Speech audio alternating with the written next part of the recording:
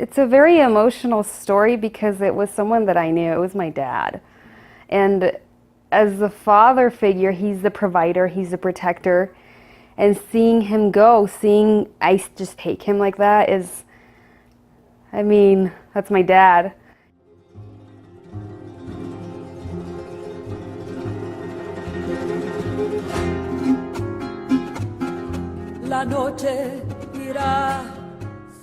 Yeah, it was shocking to me to come across people that were so strong in their testimonies of the church, yet it was contradicting to see them say things like, you know, undocumented people need to go, even if families need to be separated. And I know that there's got to be certain amount of ignorance in there, but at the same time, how can they say that when, I mean, if they just thought of their family being separated for a moment, I bet you that would bring pain in and of itself, because families are supposed to be together forever. So it's kind of hard to, you kind of question in a way their beliefs and their testimony, to be honest with you, because that's not a true testimony in my opinion. If you believe families should be together forever and your family should be together forever, why can't everyone else have that? I can't imagine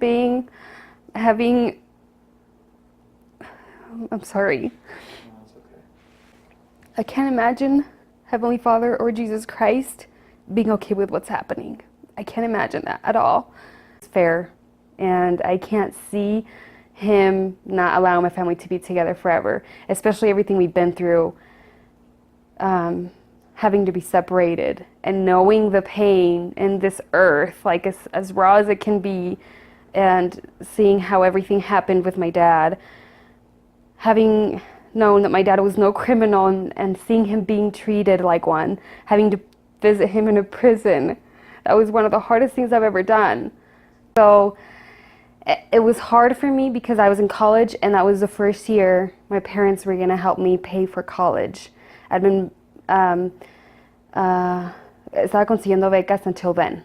And then at that point, because I didn't have any more, and I hadn't had the privilege to have more because I was undocumented, they agreed they would help me. And then when my dad was gone, I had to find another job and help my mom with rent, and pretty much door knock to get some money for college. So being in college, going through, I had 3 jobs, full-time student. I was in the presidential leadership program at UVU. I was the Latin American Club president. I had a lot on my plate, and I remember thinking I have to let go of some of these things. And although I knew so many people, I still felt so unsafe to tell people about what was going on. You know, and even in a Hispanic ward, I feel like I couldn't tell. If I didn't know for sure you were undocumented, I didn't trust you. I didn't know who you were, what you were capable of, and therefore, yeah, I was silenced so much for so long, and it sucked because I felt like I had this story that was so painful that I wanted to share with people. I want to bring awareness. I want to let you all know, hey, the world is not as beautiful as it looks. I think that there is definitely those laws that I don't think Jesus Christ and God agree with. I mean, they're man-made. They're man-made. That's it, period. And I think that most people are okay with that, with just agreeing with laws, and most members of the church, and they feel that that's the right thing to do until it becomes personal. So why shouldn't you care? Why should you wait until it hits your family or you to make a difference? That's kind of cowardly in my opinion. I am Jeannette Chacon, and I am Mormon, and I believe families should be together forever. Basta mi corazón, es nuestra